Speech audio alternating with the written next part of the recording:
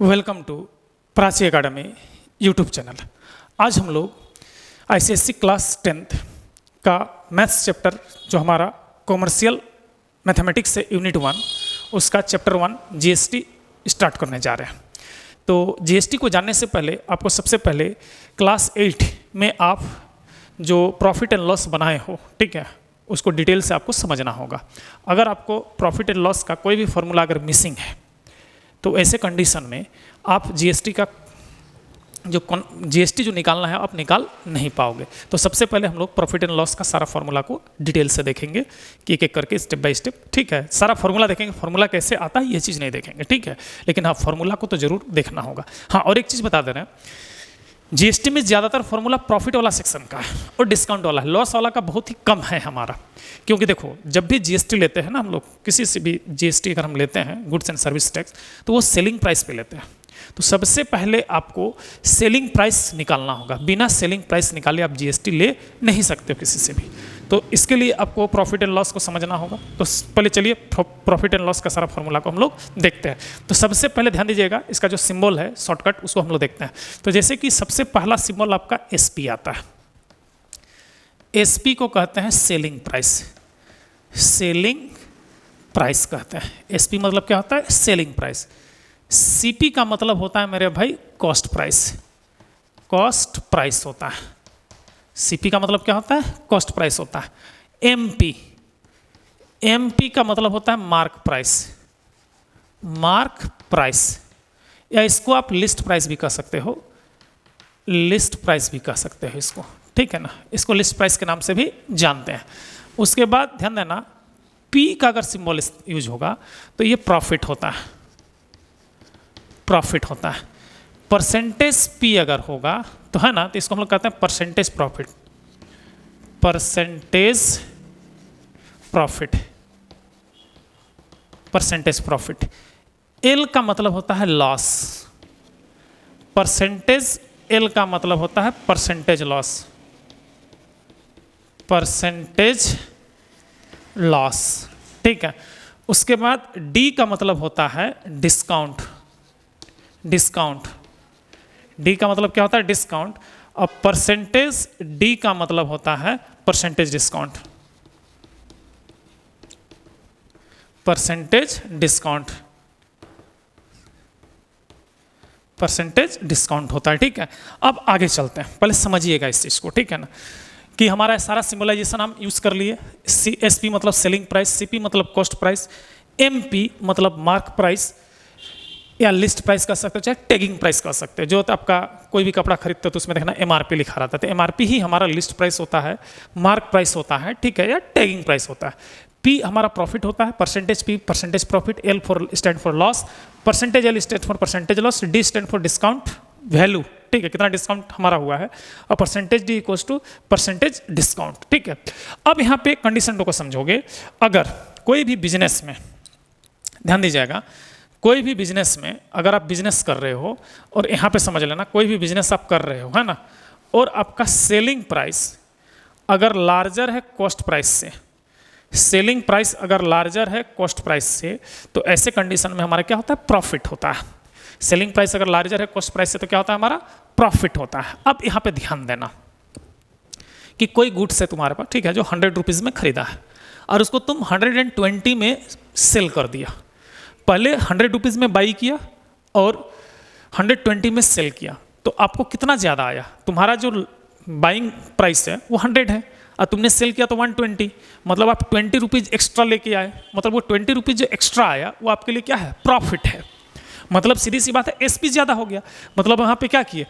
Selling price में cost price को minus किया, मैंने कि 120 माइनस 100, तो 120 हमारा सेलिंग प्राइस था ना मेरे भाई, और 100 रुपीज़ कॉस्ट प्राइस था। तो प्रॉफिट निकालने के लिए क्या किए? Selling price minus cost price. तो सबसे फर्स्ट जो फॉर्मूला होता है यहाँ पे ध्यान दीजिएगा, जो सबसे फर्स्ट फॉर्मूला निकल करके आता है वो है हमारा, ध्यान दीजिएगा, सबसे first formula selling price, sorry profit equals to, profit equals to selling price minus cost price. ये हमारा मेन फॉर्मूला हो गया, profit equals to selling price में कॉस्ट प्राइस को हम लोग क्या कर दिए, माइनस कर दिए। देख लो, profit equals to selling price minus cost price. अब ध्यान दीजिएगा यहाँ पे, इस जगह पे अगर आप सेलिंग प्राइस निकाल रहे हो, क्या निकाल रहे हो, सेलिंग प्राइस निकाल रहे हो, तो सेलिंग प्राइस निकालने के लिए क्या करोगे, कॉस्ट प्राइस में प्रॉफिट को प्लस करोगे। कॉस्ट प्राइस में क्या करोगे, प्रॉफिट को प्लस करोगे। और अगर आपको कॉस्ट प्राइस निकालना है तो सेलिंग प्राइस में प्रॉफिट को क्या करोगे, माइनस करोगे। सेलिंग प्राइस में प्रॉफिट को माइनस करोगे तो क्या निकलेगा, कॉस्ट प्राइस निकलेगा। ये हमारा फॉर्मूला नंबर 1 हो गया। ये हमारा फॉर्मूला नंबर क्या हो गया, 1 हो गया। अब देखो आगे, ठीक है, अब आगे की बारी है, ठीक है। अब यहाँ पे समझना होगा तुमको, ठीक है, पहले समझो इस चीज़ को कि अगर फॉर्मूला नंबर 2 की अगर बात करें यहाँ पे, ठीक है, तो यहाँ पे ध्यान देना, परसेंटेज प्रॉफिट की अगर बात करें तो profit by CP cost price into 100 होगा। इससे आप परसेंटेज प्रॉफिट निकाल सकते हो, ठीक है, परसेंटेज प्रॉफिट निकाल सकते हो। मैंने 20 रुपीज़ बाई 100 इंटू 100 तो 20% का प्रॉफिट होता, क्योंकि हमने 100 रुपीज़ उसको एज्यूम किया था कॉस्ट प्राइस को, और सेलिंग प्राइस को हम लोग 120 एज्यूम किए थे अभी थोड़ा देर पहले एग्जांपल जो लिए थे। तो उसमें हमारा कितना होगा, 20% का प्रॉफिट आ जाएगा, क्योंकि प्रॉफिट तो 20 रुपीज़ हुआ था ना यहाँ पे। तो इससे हम लोग निकाल सकते हैं percentage profit equals to profit by CP into 100। उसी तरह से प्रॉफिट अमाउंट अगर निकालना है, 3rd नंबर प्रॉफिट अमाउंट, तो प्रॉफिट अमाउंट निकालने के लिए, ठीक है, क्या करेंगे, cost price into percentage profit by 100। तो कॉस्ट प्राइस में परसेंटेज प्रॉफिट अगर आप निकाल लेते हो तो जो आपका वैल्यू आएगा वही आपका प्रॉफिट अमाउंट होगा, वही आपका क्या होगा, प्रॉफिट अमाउंट होगा। फॉर्मूला नंबर अब 4 की बारी है, ठीक है ना, फॉर्मूला नंबर 4 की बारी है। तो ध्यान दीजिएगा यहाँ पे, अगर आपको सेलिंग प्राइस निकालना है, क्या निकालना है, सेलिंग प्राइस निकालना है, क्या निकालना है, सेलिंग प्राइस। तो सेलिंग प्राइस निकालने के लिए ध्यान दीजिएगा, cost price into 1 plus percentage profit by 100 होगा। 1 प्लस परसेंटेज प्रॉफिट बाई 100, या इसी फॉर्मूला को आप कह सकते हो SP selling price equals to cost price, इसको एलसीएम लेंगे तो क्या होगा, 100 प्लस परसेंटेज प्रॉफिट बाई 100 होगा। तो ये हमारा फॉर्मूला नंबर 4 है, दोनों में से कोई एक अप्लाई कर दो, कोई फर्क नहीं पड़ता है यहाँ पे, ठीक है ना। इसके बाद 5th नंबर फॉर्मूला है, इसके बाद क्या है, 5th नंबर का फॉर्मूला है। ध्यान दीजिएगा इस जगह पे कि अगर आपको कॉस्ट प्राइस निकालना है, कॉस्ट प्राइस, तो cost price equals to selling price into 100 divided by 100 plus percentage profit. तो इससे आप कॉस्ट प्राइस को आप निकाल सकते हो। तो ये किस केस में है मेरे भाई, प्रॉफिट के केस में। ये जो आया हमारा किस केस में, प्रॉफिट के केस का है। अब हम लोग आगे बढ़ते हैं, जो ग्रुप 2 है हमारा, ठीक है, ध्यान दीजिएगा यहाँ पे, अगर आपका एसपी जो है सेलिंग प्राइस स्मॉलर हो जाए कॉस्ट प्राइस से, ये कंडीशन अगर रहे, तो ऐसे कंडीशन में क्या होगा, अगर सेलिंग प्राइस स्मॉलर हो जाए, मतलब कि जैसे कि 100 रुपीज़ में कोई चीज़ बाई किया और 80 रुपीज़ में सेल कर दिया, 80 रुपीज़ में क्या कर दिया, सेल कर दिया, तो जितना तुमने अमाउंट लगाया, क्या उतना अमाउंट आया तुम्हारे पास, नहीं ना आया मेरे भाई, बात समझ गया। तो ऐसे कंडीशन में क्या होगा, यहाँ पे लॉस होगा। तो लॉस निकालने के लिए क्या करेंगे, 100 माइनस 80 करेंगे।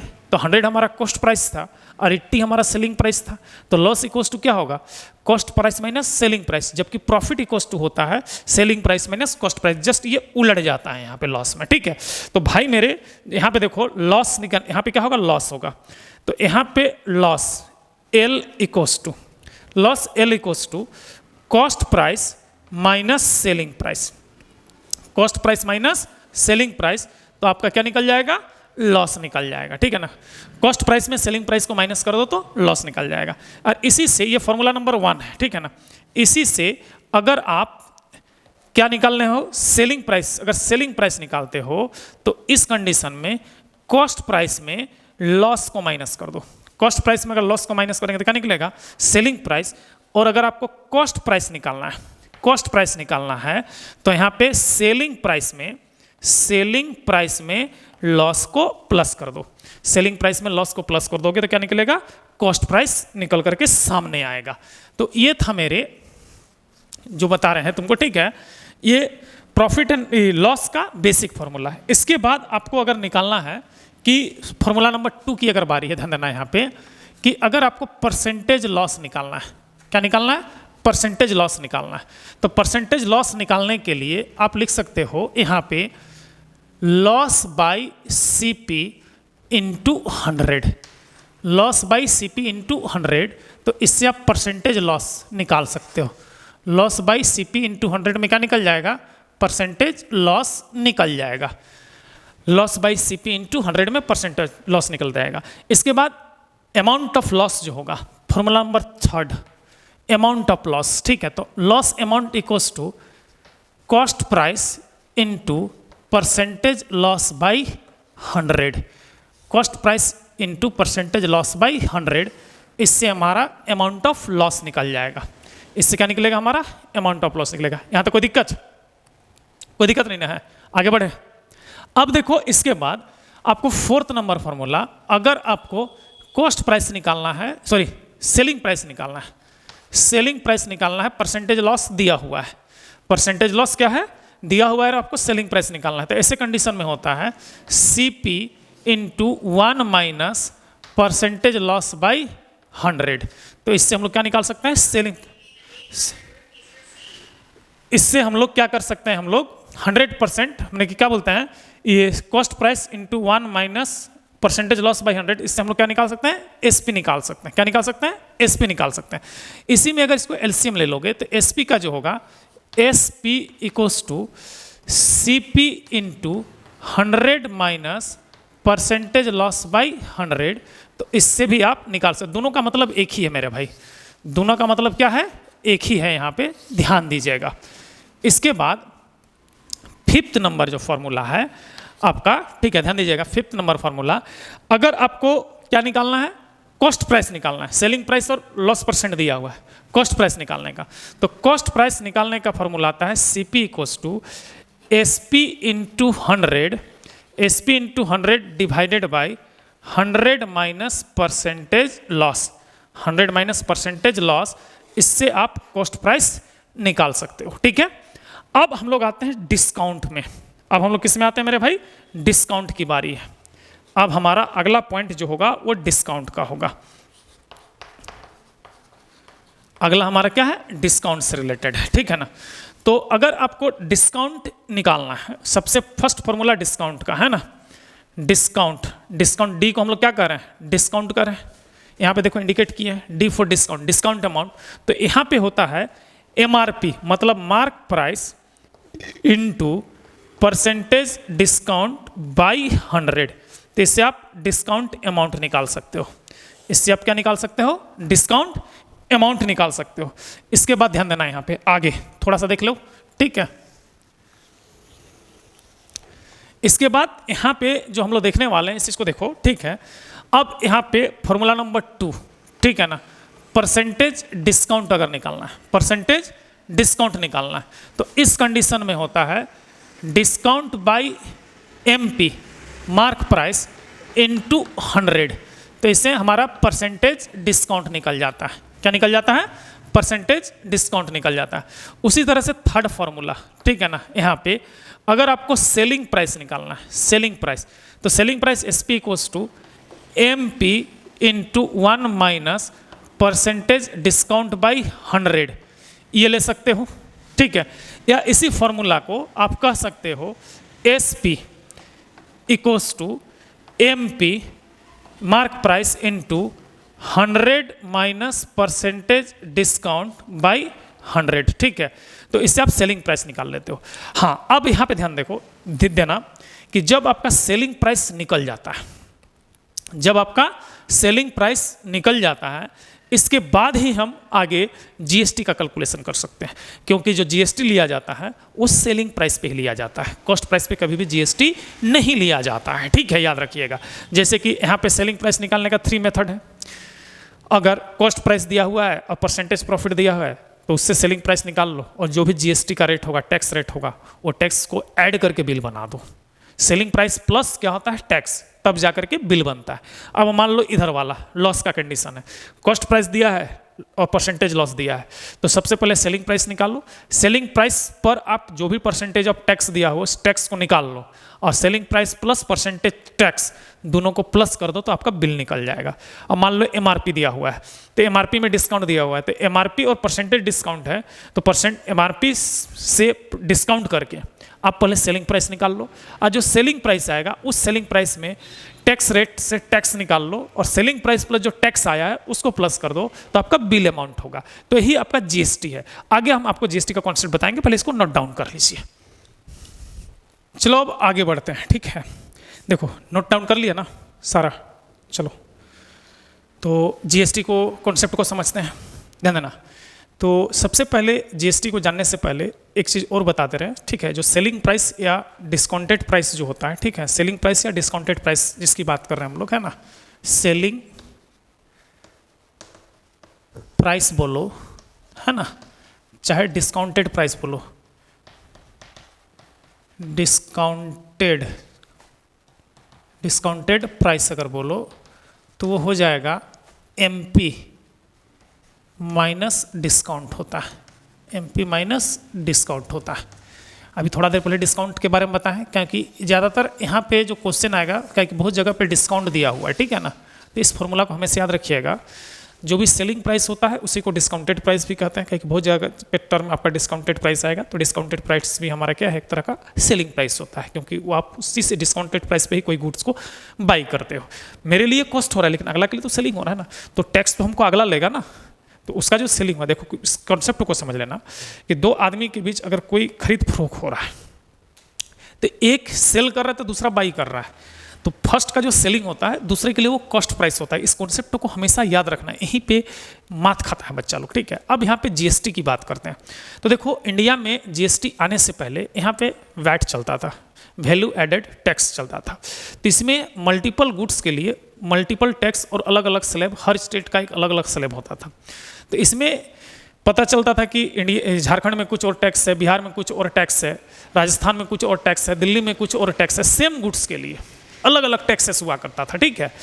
तो उस समय हमारे जो फॉर्मर फाइनेंस मिनिस्टर जो अरुण जेटली थे, एक विधेयक मतलब लॉ लेकर के आए, ठीक है, वन नेशन वन टैक्स, जो वेट को रिप्लेस किया, वन नेशन वन टैक्स। तो ये वन नेशन वन टैक्स जो इंट्रोड्यूस्ड हुआ 1 जुलाई, क्या है 1 जुलाई, ये जो है ना हमारा, ये इंट्रोड्यूस्ड हुआ है 1 जुलाई 2017 एडी को। कौन चीज इंट्रोड्यूस हुआ है, GST, one nation one tax, ठीक है। इसी को हम लोग जीएसटी कहते हैं। जीएसटी का फुल फॉर्म होता है गुड्स एंड सर्विस टैक्स।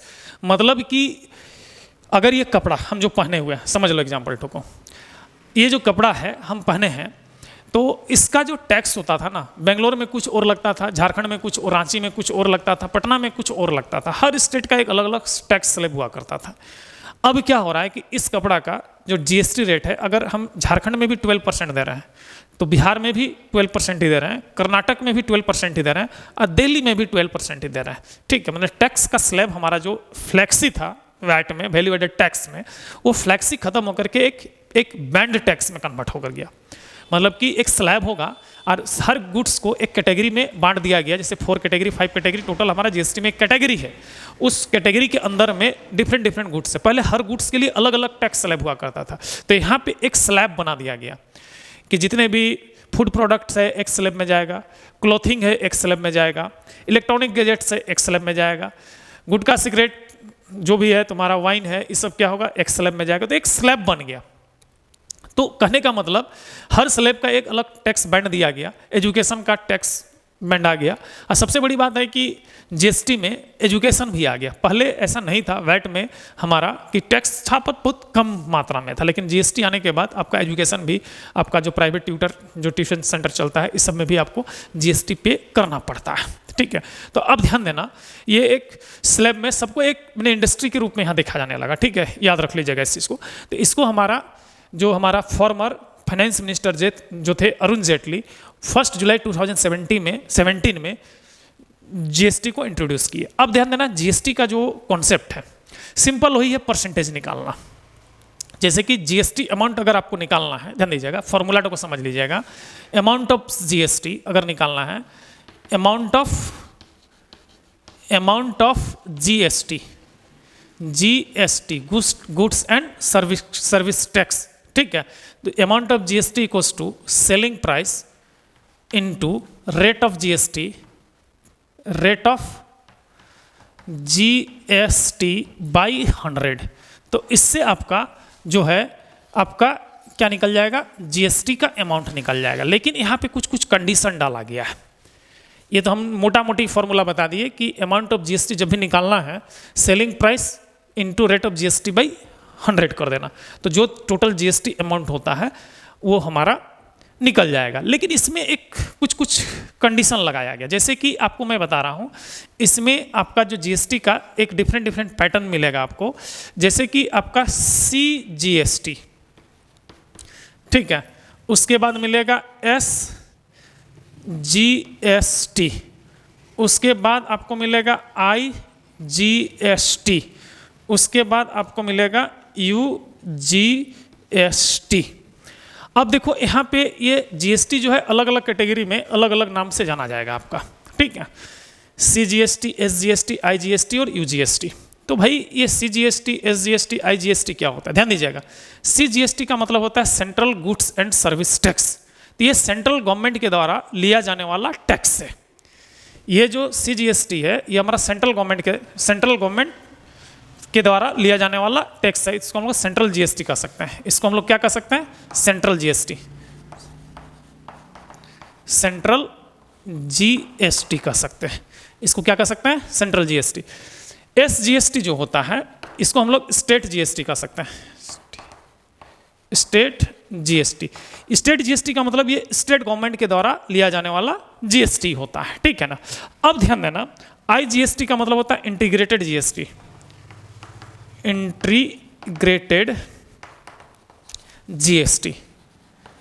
और ये जो होता है यूनियन टेरेटरी, UT जीएसटी कह सकते हो, UT जीएसटी। क्योंकि ध्यान देना, यूनियन टेरेटरी जितने भी होते हैं वो डायरेक्टली सेंटर से रूलर, मैंने क्या होता है उसमें रूल चलता है डायरेक्ट प्रेसिडेंट, मैंने क्या होता है सेंट्रल गवर्नमेंट जो हमारा फाइनेंस मिनिस्टर होते हैं, जैसे कि प्रेजेंट में हमारा जो होम मिनिस्टर या फाइनेंस मिनिस्टर PM जो हैं, ठीक है, उसके द्वारा यहाँ पे यूनियन टेरेटरी में गवर्नर के थ्रू, ठीक है ना, गवर्नर के थ्रू यहाँ पे रूल किए जाते हैं।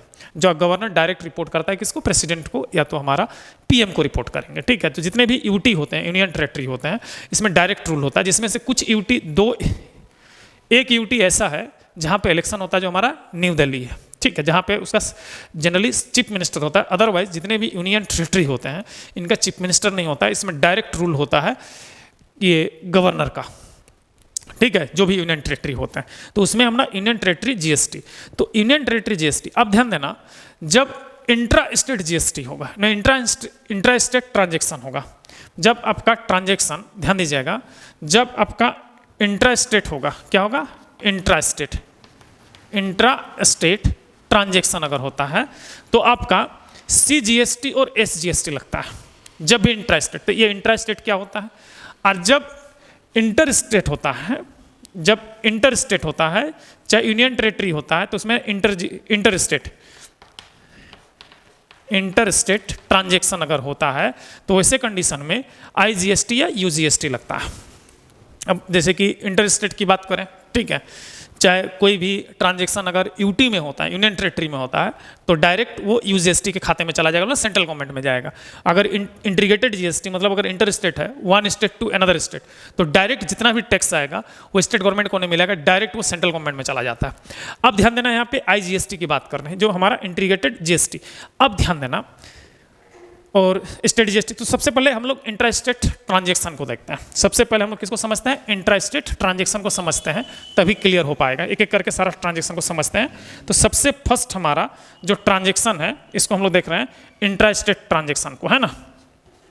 इंट्रा स्टेट मतलब कि जो होता है, इसमें क्या होता है, इंट्रा स्टेट मतलब जो भी ट्रांजेक्शन होगा सेम स्टेट में ही रहेगा। ये क्या होता है हमारा, सेम स्टेट से गुड्स बाहर नहीं जाएगा, सेम स्टेट की बात कर रहे हैं। जैसे कि हम अभी झारखंड में हैं, ठीक है, तो झारखंड में जैसे कि रांची से रामगढ़ की बात करें, क्या करें, रांची टू रामगढ़, चाहे रांची टू टाटा कर देते हैं, रांची टू टाटा, टाटा नगर, जिसको हम लोग क्या बोलते हैं, स्टील सिटी कहते हैं, ठीक है ना, स्टील सिटी या लोह नगरी के नाम से जानते हैं। जमशेदजी टाटा ने यहाँ पे इस शहर को बसाया, ठीक है, जो हमारा पूरा वर्ल्ड में टाटा मोटर्स और टाटा स्टील के लिए जाने जाते हैं, ठीक है ना। तो मान लो कोई गुड्स को हम रांची से टाटा के लिए सेल करते हैं, मैंने कि हम बेच दिए, कोई कस्टमर जो हमारा हम होलसेलर हैं, हम रांची से सेल किए, वो आदमी टाटा ले जाकर के उसको फिर वो रिटेल प्राइस में बेचेगा। तो ऐसे कंडीशन में ये तो हमारा सेम स्टेट में हो गया। तो जब ये सेम स्टेट में होगा, रांची टू टाटा, ध्यान दीजिएगा, रांची टू टाटा हमारा क्या हो गया, सेम स्टेट हो गया। तो इसमें मेरे भाई आपको दो टैक्स देना होगा, एक देना होगा CGST, और एक हमारा SGST, मतलब कि state government goods and service tax और central government goods and service tax. C stand for central government goods and service tax, S stand for state government goods and service tax. तो क्या इसमें अगर मान लो GST rate 12% है तो दोनों में 12 देना है? ऐसा नहीं है। तो अगर इंटर स्टेट ट्रांजेक्शन है तो जो भी आपको GST रेट है, मतलब मान लो लेट, यहाँ पे समझ लीजिए कॉन्सेप्ट को, लेट गिवन GST रेट आपका हमारा 12% है। क्या है? GST रेट कितना है हमारा? 12% है। और ट्रांजेक्शन क्या है? इंट्रा स्टेट है। ट्रांजेक्शन क्या है हमारा? इंट्रा स्टेट है। तो इसमें जो होगा CGST रेट होगा, रेट ऑफ CGST, ध्यान देना, rate of CGST equals to 12/2 कट जाएगा, यानी 6% आएगा। 6% है, उसको हाफ कर देना है। जो भी रेट ऑफ GST रहेगा वो हमारा हाफ हो जाएगा। मतलब यहाँ पे आप फॉर्मूला कर सकते हो, rate of CGST central government GST जो होगा ये हो जाएगा मेरे भाई rate of GST by 2, rate of GST by 2 होगा, रेट ऑफ GST by 2 हो जाएगा, ठीक है ना। ये फर्स्ट फॉर्मूला आपका निकल के आया, इससे आपका रेट ऑफ CGST निकल जाएगा। इसके बाद हमारा सेकंड, ये फर्स्ट फॉर्मूला था, ठीक है ना। अब हमारा रेट ऑफ SGST, तो रेट ऑफ SGST जो होगा मेरे भाई, ठीक है, ध्यान देना, यहाँ पे रेट ऑफ SGST की अगर बात करें तो यहाँ पर भी जो होगा वो हमारा 12/2 होगा। क्या होगा? 12/2 होगा। यहाँ पे 12/2 ये कट जाएगा तो हमारा कितना आ जाएगा? 6% आएगा। यहाँ पे कितना आएगा? 6% आएगा। तो अब ध्यान देना यहाँ पे, तो हमारा rate of SGST, rate of SGST equals to rate of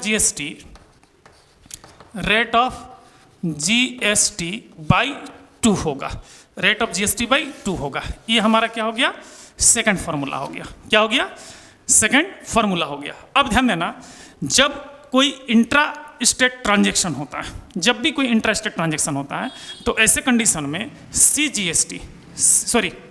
IGST जो होता है, IGST मतलब integrated goods and service tax, वो नील होता है। नील मतलब 0, ठीक है। और उसके बाद हमारा जो UGST, यूनियन टेरेटरी GST जो होता है, यूनियन टेरेटरी GST जो होता है वो भी हमारा क्या होता है? नील होता है। ये 0 हो गया। क्लियर है यहाँ पे? तो जब भी इंट्रा स्टेट ट्रांजेक्शन होगा तो आपको जो GST स्लैब है वो 2 पार्ट में डिवाइड होता है, 2 इक्वली पार्ट में, और एक पार्ट स्टेट का होता है और एक पार्ट हमारा सेंट्रल का होता है। अब देखो इसके बाद इंटर स्टेट ट्रांजेक्शन अगर होगा, क्या होगा? Inter state transaction, inter state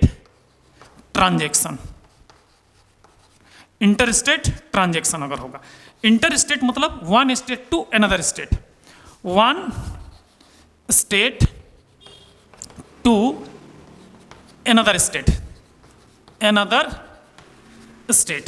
मतलब एक स्टेट से दूसरा स्टेट अगर जाएगा, one state to another state. जैसे कि हमको झारखंड से अगर कोई गुड्स को अगर हमको बंगाल भेजना है, मतलब रांची से कोलकाता भेजना है, तो रांची से कोलकाता के लिए हमारा रांची हमारा झारखंड में पड़ता है, कोलकाता हमारा वेस्ट बंगाल में पड़ता है। मान लो रांची से हमको पटना भेजना है, तो रांची हमारा झारखंड में पड़ता है, पटना हमारा क्या पड़ता है, ये बिहार में पड़ता है। तो ऐसे कंडीशन में आपको IGST लगेगा। ऐसे कंडीशन में क्या लगेगा मेरे भाई, IGST लगेगा। ठीक है, अब ध्यान देना यहाँ पे, ऐसे कंडीशन में क्या लगा, IGST। तो जब IGST की बात होती है, ठीक है ना, IGST की बात होती है, तो उस कंडीशन में लाइन को समझिएगा, यहाँ पे जब भी IGST की बात होगी तो यहाँ पे जो IGST होता है ना, वो IGST equals to GST rate होता है। इसमें जो 12% रहेगा वो 12% एज इट इज रहेगा। GST रेट जो है हमारा चेंज नहीं करेगा, उसको हाफ भी नहीं करना है। और जब भी इंटर स्टेट होता है तो हमारा CGST आपका नील हो जाएगा और हमारा SGST आपका नील हो जाएगा और आपका UGST यूनियन टेरेटरी GST ये भी आपका क्या होगा, नील होगा, मतलब जीरो होगा यहाँ पे। जब भी अदर स्टेट की बात करें, जैसे कि अभी ध्यान देना, अभी ऑनलाइन शॉपिंग पोर्टल बहुत ज़्यादा चल रहा है, ठीक है ना। तो आप मान लीजिए झारखंड में बैठे हुए हो, ठीक है, चले रांची में हम लोग हैं, और फ्लिपकार्ट या मीशो या जो भी मैत्रा, जो भी हमारा एजियो, जो भी आपका मार्केटिंग, चाहे अमेजन, जो भी मार्केटिंग आपका पोर्टल है, वहाँ से कोई गुड्स को आपने बाई किया तो आपको GST लेता है।